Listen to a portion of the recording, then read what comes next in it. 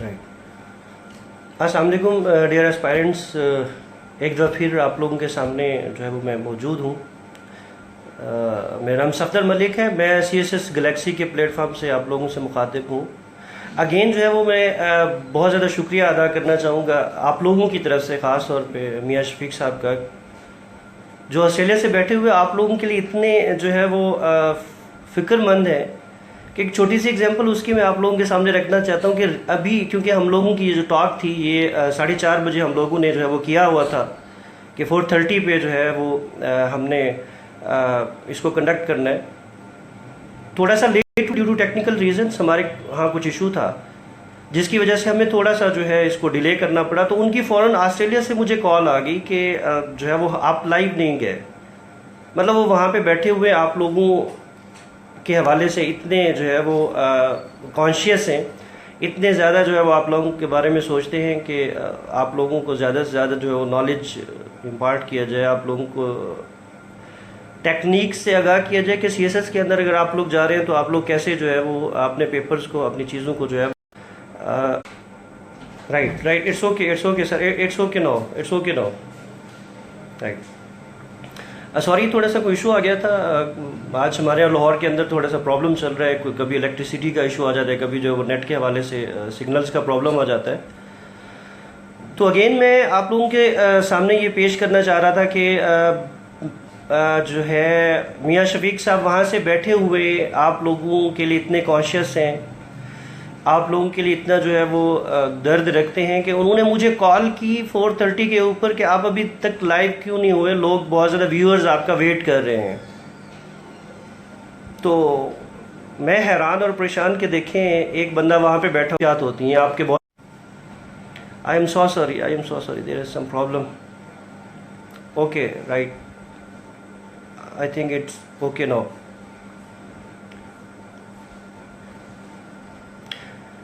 जी, तो मैं आप लोगों से मुखातिब था कि आज हमारे लिए, आप लोगों के लिए जो टॉक अरेंज करवाई गई है ये प्योरली जो है वो इंटरनेशनल लॉ का जो सब्जेक्ट है CSS के अंदर, उसके स्कोरिंग ट्रेंड के हवाले से है। उसको जो है वो जब ऑप्ट करते हैं तो उसके क्या पॉजिटिव्स हैं उसके हवाले से अरेंज करवाया गया है।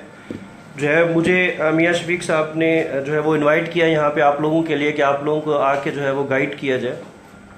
आप लोग जानते हैं मेरा नाम जो है वो सफदर मलिक है। इंटरनेशनल रिलेशंस के हवाले से रिसेंटली जो है वो हमने CSS गैलेक्सी के प्लेटफॉर्म से कुछ दिन पहले जो है एक लेक्चर ऑर्गेनाइज करवाया था और उसमें मैंने आप लोगों को बताया था कि what were the reasons behind ये जो डाउनफॉल रहा है इंटरनेशनल रिलेशंस के हवाले से, जो स्कोर अच्छा नहीं था। तो इसी हवाले से आइला का भी जो है वो इशू आइला के हवाले से भी मुझे कहा गया कि इसको जो है वो हम लोग इसको करें। Just a second, there is some issue.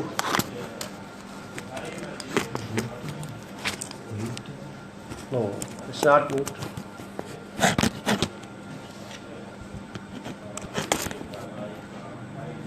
It will be okay now, I think it's okay now.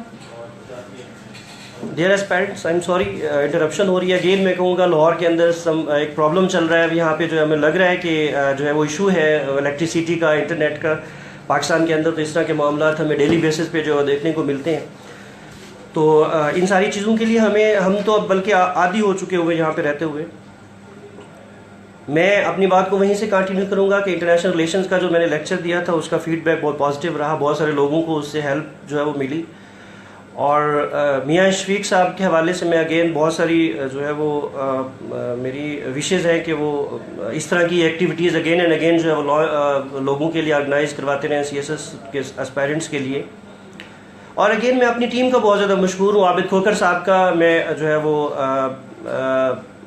मशहूर हूँ, जो मुझे जो है वो अक्सर व बेशतर कन्विंस करते रहते हैं या मुझे जो मोटिवेट करते हैं इस तरह की एक्टिविटीज़ के लिए। मैं बहुत ज़्यादा मशहूर हूँ जो है मियाँ गुलाम कादिर साहब का, जो हमारे साथ हैं। जनरल साइंस एंड एबिलिटी का एक नाम है। आबिद खोकर साहब जो है वो इंग्लिश कंपोजिशन के लिए एक बहुत बड़ा नाम है। और बाकी सारे दोस्तों का, वो रज़ा ख़ान साहब हों, वो मुनीर चोपड़ा साहब हों, या बाकी सारे जो कोलीग्स हैं जिन्होंने जो है वो हमें इस काबिल किया है कि हम आप लोगों के लिए इस तरह की एक्टिविटीज़ जो है वो अरेंज करते रहते हैं।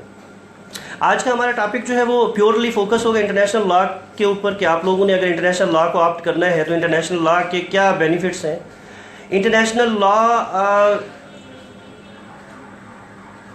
इंटरनेशनल लॉ के क्या बेनिफिट्स हैं। अगर आप लोग इंटरनेशनल लॉ सीएसएस के लिए जो है ऑप्ट करते हैं तो आपको उसको वो कितना स्कोरिंग रहा है पिछले कुछ ईयर्स के अंदर।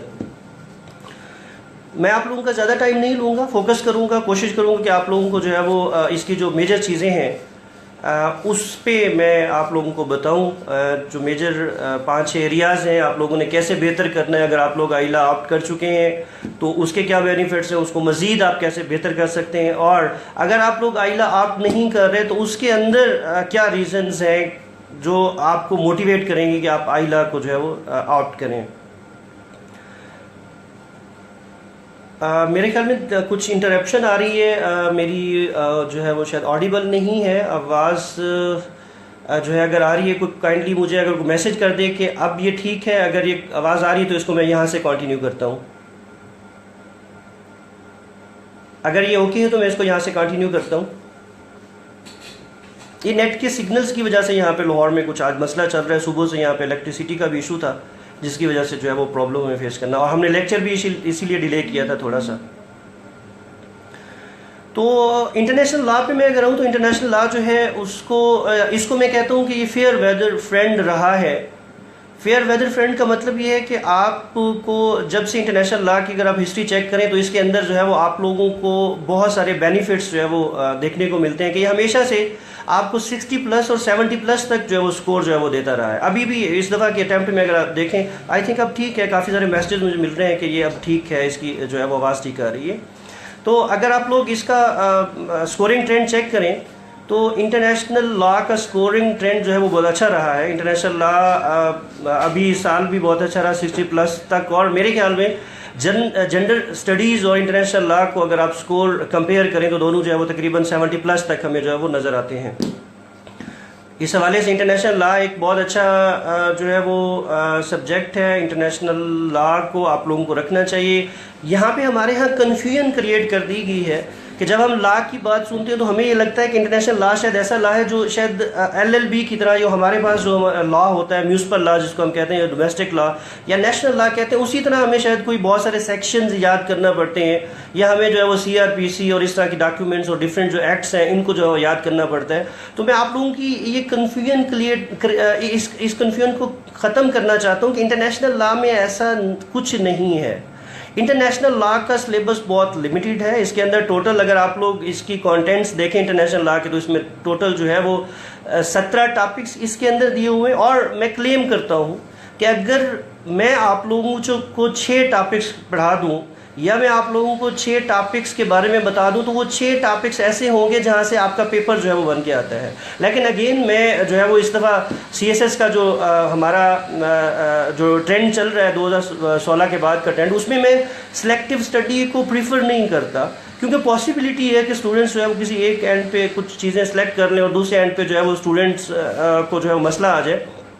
तो जो प्रॉब्लम है वो ये है कि आप लोग अगर वो 17 अगर टॉपिक्स देखें उसमें से अगर आप 10 टॉपिक मैक्सिमम कर लें तो फिर भी आपका जो है वो सेफ जोन में होते हैं, फिर भी आप जो है वो इस पोजीशन में होते हैं, आप अच्छा जो है वो आप जो है वो अच्छा उसको कर सकते हैं, स्कोर कर सकते हैं।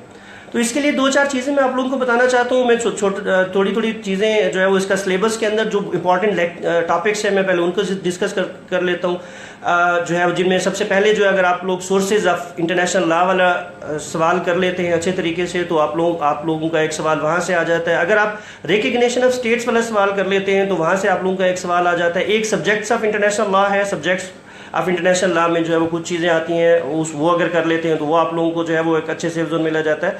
उसके बाद लॉ ट्रीटीज़ है, उसके बाद आपका ICJ है, यूनाइटेड नेशन है, और आप लोगों का जो है वो डिप्लोमेटिक जो इम्यूनिटीज़ एंड प्रिविलेजेस होती हैं उसको अगर आप लोग कर लें तो आप लोग अच्छे जो है वो सेफ जोन में चले जाते हैं। अब इशू ये है कि सबसे पहली बात, पहले सवाल के ऊपर आता हूँ मैं कि लॉ को हमें क्यों ऑप्ट करना चाहिए। पहली बात जो है अगेन मैं रिपीट करूँगा, लॉ को हमें इंटरनेशनल लॉ को क्यों जो है वो ऑप्ट करना चाहिए CSS के अंदर। अगर आप इस ग्रुप को देखें जिसके अंदर इंटरनेशनल लॉ को रखा गया है, CSS के एग्जामिनर ने जो एक डिज़ाइन किया ये वाला आप लोगों का ग्रुप जो है, उसके अंदर जितने भी लॉ के सब्जेक्ट है उनमें सबसे अच्छा और सबसे सेफ जोन वाला जो सब्जेक्ट है वो इंटरनेशनल लॉ है। और इसको हम इंटरनेशनल लॉ को डोमेस्टिक लॉ के साथ कंपेयर इसलिए नहीं करते कि इंटरनेशनल लॉ को बाज़ औक़ात जो इंटरनेशनल स्कॉलर्स हैं वो कहते हैं कि ये इंटरनेशनल पॉजिटिव मोरालिटी है, इंटरनेशनल मोरालिटी है, इंटरनेशनल लॉ नहीं है, क्योंकि इंटरनेशनल लॉ के अंदर इन्फोर्सिंग का मैकेनिज्म नहीं है। इंटरनेशनल लॉ के अंदर जो लॉ मेकिंग का प्रोसेस है वो शायद उस तरीके का नहीं है जो लीगल या फॉर्मल होना चाहिए, बल्कि इंटरनेशनल लॉ के अंदर जो चीज़ें निकाली जाती हैं वो नॉर्म्स, ट्रेडिशन, कन्वेंशन या जनरल प्रिंसिपल या फिर जो है वो ट्रीटीज से जो है वो ली जाती हैं। तो इसीलिए इसके अंदर हमें जो है वो बड़ा हम सेफ जोन में होते हैं, थोड़ा सा अंडरस्टैंड करने की ज़रूरत होती है, थोड़ा सा आप लोगों को इसके ऊपर फोकस अगर आप करें तो मेरा ये ख्याल है कि आप इंटरनेशनल लॉ की अगर एक हफ्ता तैयारी कर लें, 1 week is more than enough for international law. आप जो है वो 70+ जो है वो नंबर आराम से इंटरनेशनल लॉ के अंदर जो है वो ले सकते हैं।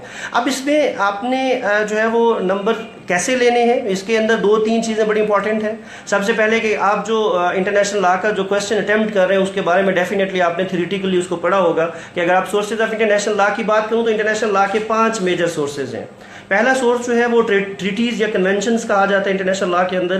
ट्रीटी क्या चीज़ होती है? ट्रीटी एक ऐसा एग्रीमेंट होता है बिटवीन नेशन स्टेट्स जो किसी खास इशू को सॉल्व करने के लिए 2 या 2 से ज़्यादा मुल्क जो है उस ट्रीटी को साइन करते हैं। अब इंटरनेशनल लॉ के अंदर वो सोर्स बन जाता है। उसकी वजह यह है कि इंटरनेशनल लॉ का अगेन मैकेनिज्म नहीं है कि आप जो है वो उसका लॉ बना सकें जैसे हमारे यहाँ लेजिस्लेचर होता है नेशनल लॉ के अंदर। इंटरनेशनल लॉ में ऐसा कोई इदारा नहीं है, तो उन ट्रीटीज़ को आप अप्लाई करते हैं, वहाँ से आप जो है वो दूसरे मुल्क उसमें से या इंटरनेशनल कोर्ट ऑफ जस्टिस जब कोई फैसला कर रहा होता है तो उसमें से जो है वो उसमें से जो इनसाइट्स लेके या प्रेसिडेंट्स लेके जो है वो अप्लाई करता है। साथ ही साथ दूसरा अगर आप सोर्स की बात करें तो कस्टम्स एंड ट्रेडिशंस होते हैं। कस्टम्स ऐसी चीज़ें जो हम यूजुअली देखते हैं हमारी, अगर हम सोशल लाइफ में डेली बेसिस पे देखें तो बहुत सारी चीज़ें जो है वो हम लोग कर रहे होते हैं। इंटरनेशनल लॉ के अंदर जब वो चीज़ें स्टेट्स के दरमियान होती हैं तो उनको कस्टम्स कहा जाता है।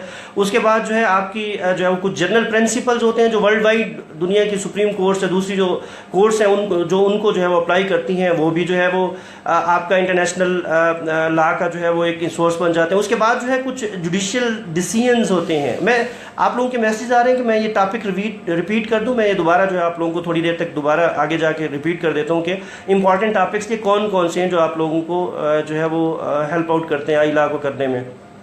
उसके बाद जो है 5वां सोर्स, इंपॉर्टेंट सोर्स, वो जो है आपका आ जाता है जो जुडिशियल जो पब्लिसिस्ट होते हैं, जो जूरिस्ट हैं दुनिया के अंदर, उन्होंने बहुत सारी किताबें लिखी होती हैं या उन्होंने बहुत सारी अपनी जो है वो कुछ डिसीजंस लिए होते हैं जिनको इंटरनेशनल लॉ के अंदर जो है वो एज ए सोर्स के तौर पे जो है वो लिया जाता है।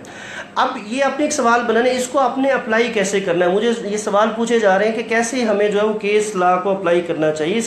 इस इंटरनेशनल लॉ के अंदर अच्छे स्कोर लेने के लिए आप अगर 3 से 4 चीज़ें कर लेते हैं तो आपके लिए बड़ी अच्छी हो जाती हैं। सबसे पहले इंटरनेशनल लॉ के लिए आपका सवाल जो है, क्योंकि थ्योरेटिकल होता है, ये जो है वो डिटेल सवाल होना चाहिए आप लोगों का, और ये हेडिंग्स की सूरत में लिखना चाहिए। आप सवाल को प्रॉपर अटेम्प्ट करें, इंट्रोडक्शन लिखें। उसके बाद जो है वो अगर आप रिकग्निशन ऑफ स्टेट्स की बात करते हैं तो रिकग्निशन क्या चीज़ होती है, इंट्रोडक्शन में वो चीज़ बताएं। उसके बाद रिकग्निशन के तरीक़ेकार क्या है, कॉन्स्टिट्यूटिव थ्योरी है, डिक्लेरेटिव थ्योरी है रिकग्निशन की। उसके बाद जो है वो अगर रिकग्निशन ऑफ गवर्नमेंट्स की बात करते हैं तो डी फैक्टो जो है वो रिकग्निशन होती है, डी जोरे रिकग्निशन होती है। इसी तरह जो है हम कलेक्टिव जुरिसडिक्शन है, इम्प्लाइड जुरिसडिक्शन है, और जो है इम्प्लाइड रिकग्निशन है, कलेक्टिव रिकग्निशन है। ये सारी चीज़ें जो है वो आपको बता देती हूँ सवाल के बारे में। दूसरी बात, आप डिटेल लिखेंगे। पहली बात हेडिंग के अंदर और डिटेल होना चाहिए। दूसरी बात, आप केस लॉज को अप्लाई करें उस सवाल के अंदर। जैसे जो है वो मैं आप लोगों को बताता हूँ कि रिकग्निशन की अगर आप बात करते हैं तो आप लोगों को ये आइडिया होगा कि जब पाकिस्तान से बांग्लादेश अलहदा हुआ, सेपरेशन हुई, फॉल ऑफ ढाका हुआ, तो उसके अंदर बांग्लादेश को पाकिस्तान ने 1974 तक रिकग्नाइज नहीं किया था, और उसके बाद जब OIC की कॉन्फ्रेंस हो रही थी लाहौर के अंदर तो उसमें जो है उसको रिकग्नाइज किया गया। तो वो पहले क्यों नहीं रिकग्नाइज किया, उसकी रीजंस क्या थी, उसकी जो इफेक्ट्स हैं बांग्लादेश की जो है वो उसके ऊपर लीगल पर्सनैलिटी के ऊपर वो क्या थे, और उसके बाद जब आपने रिकग्नाइज कर लिया तो उसके क्या जो इम्पैक्ट्स हुए। इसी तरह आप लोग अगर आप देखें, आप ये केस अप्लाई कर सकते हैं कि यूके ने USSR को 1921 के अंदर डी फैक्टो रिकग्निशन दी थी, और देन उसके बाद जो है 1924 के अंदर उसको जो है वो डी जोरे रिकग्नाइज कर लिया। तो ये कैसे हुआ, क्यों हुआ, इसके पीछे जो है वो बेसिकली आपने देखनी है कॉजेज क्या है कि डी फैक्टो रिकग्निशन किन कंडीशंस के अंदर जो है वो दी जाती है, और डी जोरे रिकग्निशन के जो है बेसिकली उसको permanent recognition of the governments भी समटाइम जो है वो कहा जाता है, और मोस्टली ये डी फैक्टो और डी जोरे का कंसेप्ट जो है ये गवर्नमेंट की रिकग्निशन के लिए इस्तेमाल किया जाता है, ना कि जो है वो स्टेट की रिकग्निशन के लिए। तो इसी तरह आप देखें कि चाइना को अमेरिका ने रिकग्नाइज नहीं किया था 1971 तक, और 1972 में उसने जो है वो उसको डी फैक्टो रिकग्नाइज किया, फिर 1972 में डी फैक्टो, और 1979 के अंदर जाके उसको जो है वो डी जोरे रिकग्निशन दी थी। तो इस तरह की ये सारी चीज़ें अगर आप अपनी हर हेडिंग के साथ 2 से 3 केस ला इस तरह के जो है वो, या इस तरह के आईसीजे के जो डिसीजंस हैं, बहुत सारे 5-6 मशहूर केसेस हैं जिनको निकारागुआ केस है, टेनोको जो है वो केस है, इस तरह के 4-5 केसेस भी अगर 5-6 केसेस जो है वो आप लोग तैयार कर लेते हैं तो आपके हर सवाल के अंदर वो केस भी जो है वो अप्लाई हो रहा है। तो वहाँ पे आप जहाँ पे रिकग्निशन की बात कर रहे हैं वहाँ पे आईसीजे ने उस पर जो है वो बहुत सारी इस तरह की जो डिसीजन दी हुई होती हैं, उनमें से 5-6-7 अगर आप लोग तैयार कर लेते हैं तो आप लोगों को वो भी हेल्प आउट हो जाता है कि वो आप उसको जो है वो अप्लाई वहाँ पे जो है वो कर लेते हैं। उसके बाद जो है इसके अंदर आप लोग जो है वो टॉपिक को अच्छे तरीके से, क्योंकि इसके अंदर बेसिकली थ्योरी होती है, और सम टाइम अभी जो ट्रेंड चल रहा है सीएसएस के अंदर उसमें एग्जामिनर जो है वो समटाइम कुछ स्टेटमेंट देता है, या जो है वो किसी जो पब्लिसिस्ट्स हैं उनकी बुक में से कोई खास चीज़ उठा के वो एज ए स्टेटमेंट दे जाता है, नीचे डिस्कस कर देता है। तो आप लोगों को करना ये चाहिए उसमें कि उसमें जो एक चीज़ ऐसी रेलिवेंट पूछी जाती है जो या तो सोर्सेज से रिलेटेड होती है, या जो है वो आपकी रिकग्निशन ऑफ स्टेट से रिलेटेड होती है, या किसी और आपके इंटरनेशनल लॉ के टॉपिक से रिलेटेड जो है वो होती है, जो आप लोगों को उसमें से निकाल के जो है वो करनी होती है। साथ ही साथ अगर आप लोग देखें जो है वो इंटरनेशनल लॉ का एक बड़ा इंपॉर्टेंट जो टॉपिक है आप लोगों का डिप्लोमेसी का, या डिप्लोमेट्स जो होते हैं आपके दुनिया के अंदर, उनका एक्सचेंज कैसे होता है, उनकी इम्यूनिटीज़ जो है वो क्या क्या होती हैं, उनकी जो प्रिविलेजेस होती हैं वो क्या होती हैं, उनकी अपॉइंटमेंट कैसे की जाती है, उनकी टाइप्स क्या होती हैं, और उनके फंक्शंस क्या हैं। ये 5-6 एरियाज बनते हैं जो आपके डिप्लोमेट्स और इन्वायर्स की पोस्टिंग और उनकी अपॉइंटमेंट और उनका जो प्रोसीजर जो अडॉप्ट किया। और आपने देखना यह है कि ये किन कन्वेंशंस के तहत जो है वियना कन्वेंशंस हैं 1961 और 62 का, उनके तहत जो है वो ये जो है वो किया जाता है, इनकी डिप्लोमेट्स की अपॉइंटमेंट जो है वो की जाती है। अब यहाँ पे सवाल यहाँ पे आप लोगों से ये पूछा जा सकता है इस नेक्स्ट कमिंग सीएसएस की अटेम्प्ट के अंदर, कि हमारे यहाँ 2 बड़े मशहूर इश्यूज हुए हैं। एक रेमंड डेविस का इशू हुआ था 2000 जो है वो 11-12 के अंदर। रेमंड डेविस को जो है वो जब पकड़ा गया यहाँ लाहौर के अंदर, तो उस पे जो है वो अमेरिका ने बहुत ज़्यादा प्रोटेस्ट किया, और उसको जो है प्रोटेस्ट करने के बाद जो है वो देखा कि कोशिश की अमेरिका ने कि डिप्लोमेटिक जो कन्वेंशंस हैं, जो हमारे वियना कन्वेंशन है, उनके ज़रिए रेमंड डेविस को रिहा करवाने की कोशिश की। अब क्योंकि वो रेमंड डेविस जो है वो डिप्लोमेट नहीं था, रेमंड डेविस जो है वो इन्वायर नहीं था, जिसकी वजह से उसको हमने अपने नेशनल लॉ के तहत जो है वो जो इस्लामिक लॉ है दियत का, उसके तहत हमने उसको जो है वो रिलीज़ करवाया। और दूसरा जो भी केस चल रहा है वो कुलभूषण जाधव का केस चल रहा है, जिसके ऊपर आप लोगों से सवाल पूछा जा सकता है कि आया कि इंटरनेशनल कोर्ट ऑफ जस्टिस की ये जुरिस्डिक्शन है कि उसको जो है वो सुन सकता है इंटरनेशनल कोर्ट ऑफ जस्टिस, या फिर उसकी जुरिस्डिक्शन नहीं है, या फिर अगर जुरिस्डिक्शन नहीं है तो क्या कुलभूषण जाधव जो है वो डिप्लोमेट था या इन्वायर था या स्पाई था, एस्पानिश कर रहा था। ये सारी चीज़ें आप लोगों ने देखनी होती हैं डेली बेसिस के ऊपर।